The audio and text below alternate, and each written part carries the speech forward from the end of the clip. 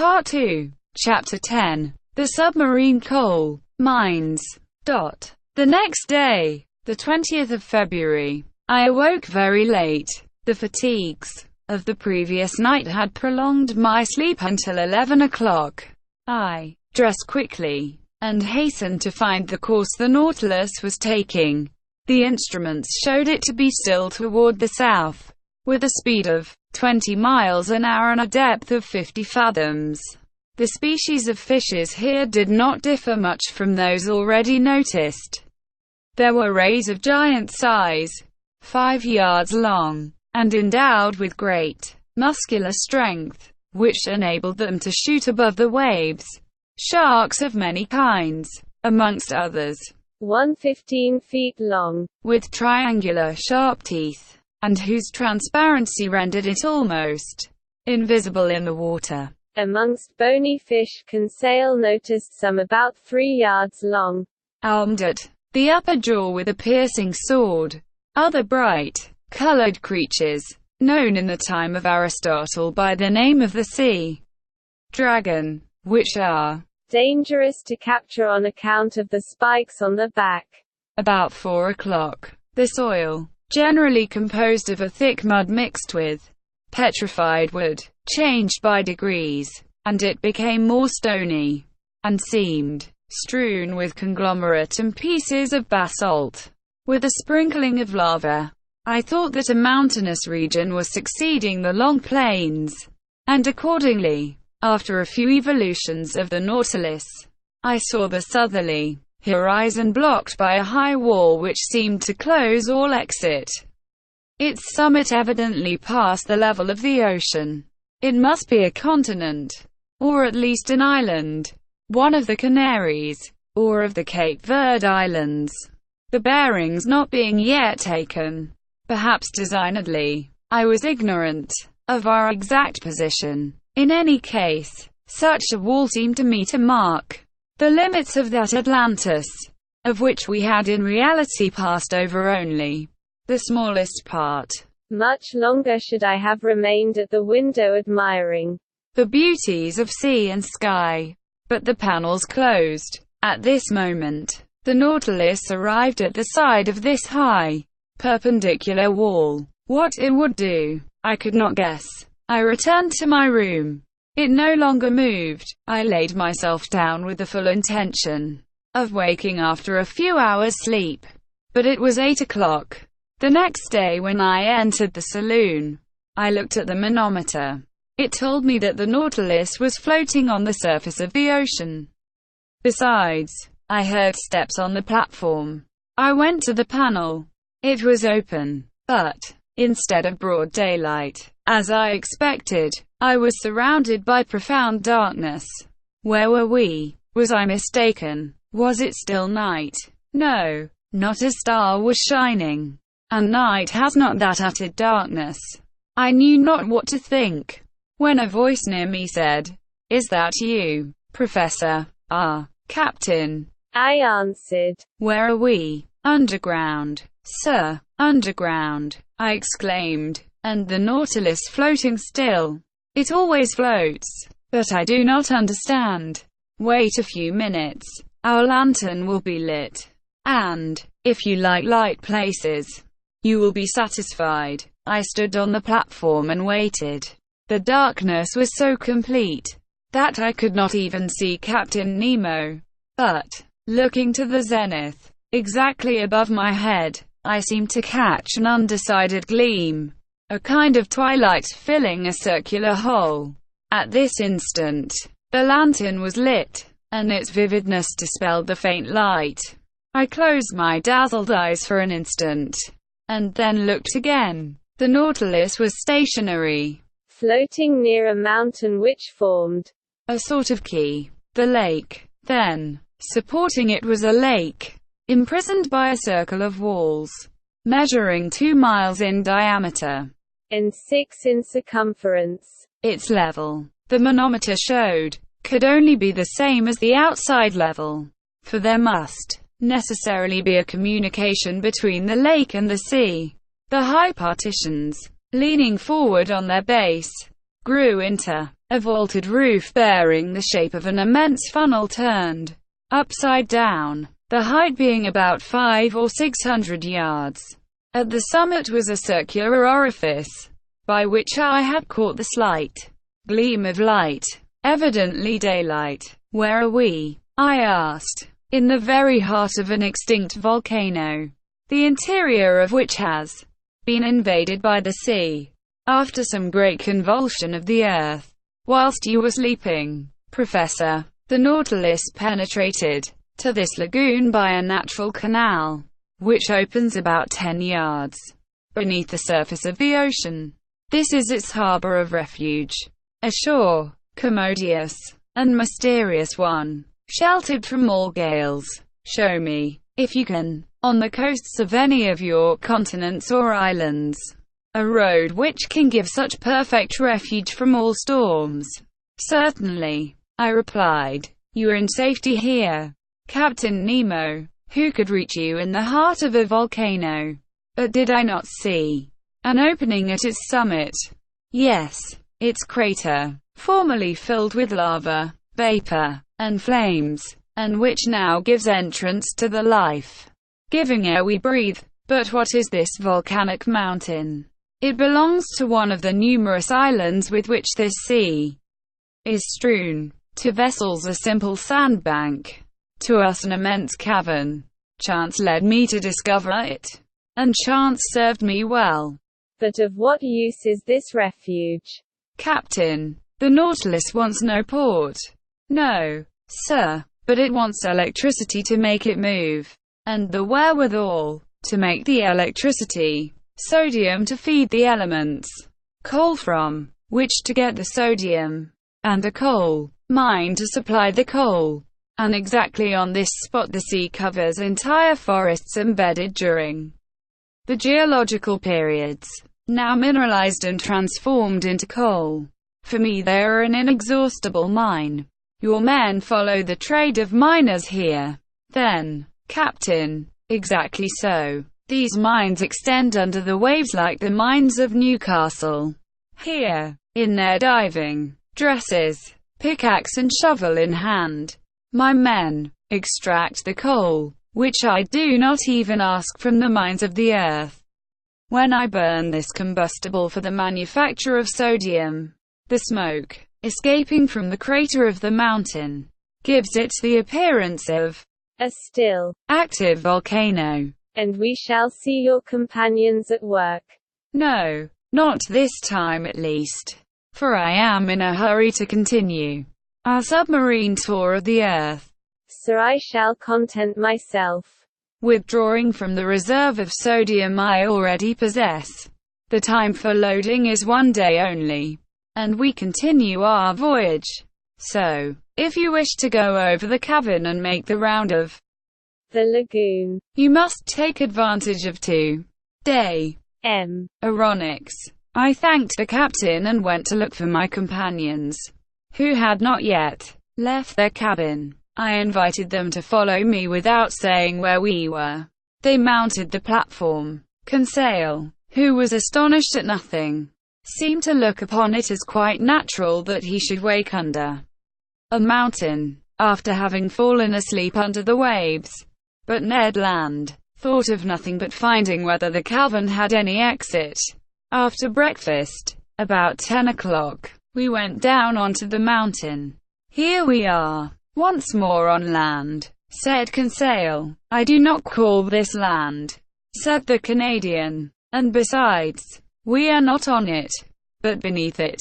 Between the walls of the mountains and the waters of the lake lay a sandy shore which, at its greatest breadth, measured 500 feet. On this soil, one might easily make the tour of the lake. But the base of the high partitions was stony ground, with volcanic locks and enormous pumice stones lying in picturesque heaps. All these detached masses, covered with enamel, polished by the action of the subterraneous fires, shone resplendent by the light of our electric lantern.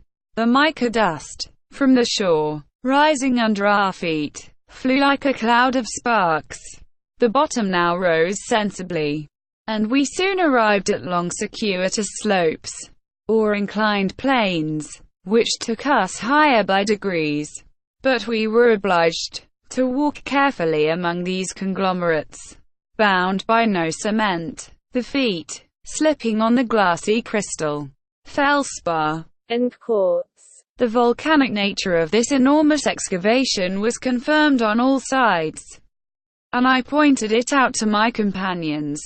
"Picture to yourselves," said I, "what this crater must have been when filled with boiling lava, and when the level of the incandescent liquid rose to the orifice of the mountain, as though melted on the top of a hot plate."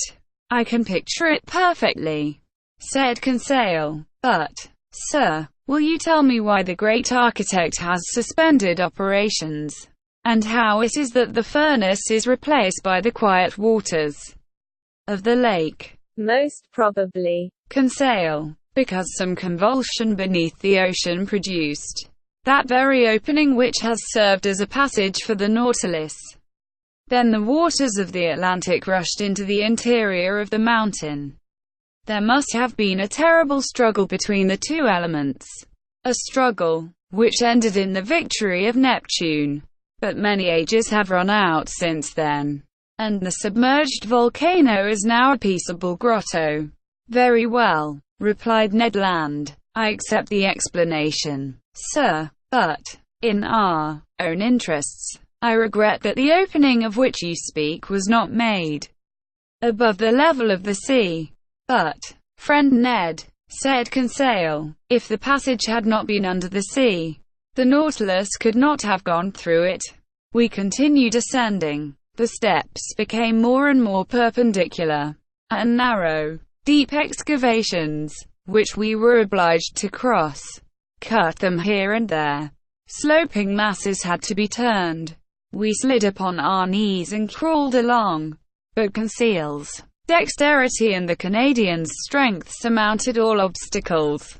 At a height of about 31 feet the nature of the ground changed, without becoming more practicable. To the conglomerate and trachyte succeeded black basalt. The first is spread in layers full of bubbles, the latter forming regular prisms, placed like a colonnade, supporting the spring of the immense vault. An admirable specimen of natural architecture. Between the blocks of basalt wound long streams of lava, long since grown cold, encrusted with bituminous rays, and in some places there were spread large carpets of sulfur. A more powerful light shone through the upper crater, shedding a vague glimmer over these volcanic depressions forever buried in the bosom of this extinguished mountain. But our upward march was soon stopped at a height of about 250 feet by impassable obstacles. There was a complete vaulted arch overhanging us, and our ascent was changed to a circular walk. At the last change, vegetable life began to struggle with the mineral. Some shrubs, and even some trees, grew from the fractures of the walls. I recognized some euphorbias, with the caustic sugar coming from them. Heliotropes, quite incapable of justifying their name, sadly drooped their clusters of flowers, both their color and perfume half gone. Here and there some chrysanthemums grew timidly at the foot of an aloe with long, sickly-looking leaves. But between the streams of lava, I saw some little violets still slightly perfumed, and I admit that I smelt them with delight. Perfume is the soul of the flower, and see, flowers have no soul. We had arrived at the foot of some sturdy dragon trees, which had pushed aside the rocks with their strong roots, when Ned Land exclaimed, "Ah, sir, a hive, a hive, a hive!" I replied, with a gesture of incredulity. "Yes, a hive," repeated the Canadian, "and bees humming round it." I approached, and was bound to believe my own eyes.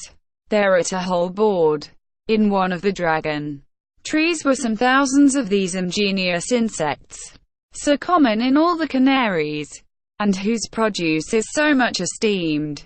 Naturally enough, The Canadian wished to gather the honey, and I could not well oppose his wish.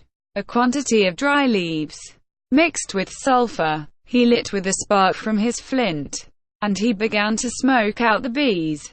The humming ceased by degrees, and the hive eventually yielded several pounds of the sweetest honey, with which Ned Land filled his haversack. "When I have mixed this honey with the paste of the bread fruit," said he, "I shall be able to offer you a succulent cake." Bread fruit has been substituted for artocarpus in this ed. "'Pon my word," said Conseil, "it will be gingerbread." "Never mind the gingerbread," said I. "Let us continue our interesting walk." At every turn of the path we were following, the lake appeared in all its length and breadth. The lantern lit up the whole of its peaceable surface, which knew neither ripple nor wave. The Nautilus remained perfectly immovable. On the platform, and on the mountain, the ship's crew were working like black shadows clearly carved against the luminous atmosphere. We were now going round the highest crest of the first layers of rock, which upheld the roof. I then saw that bees were not the only representatives of the animal kingdom in the interior of this volcano.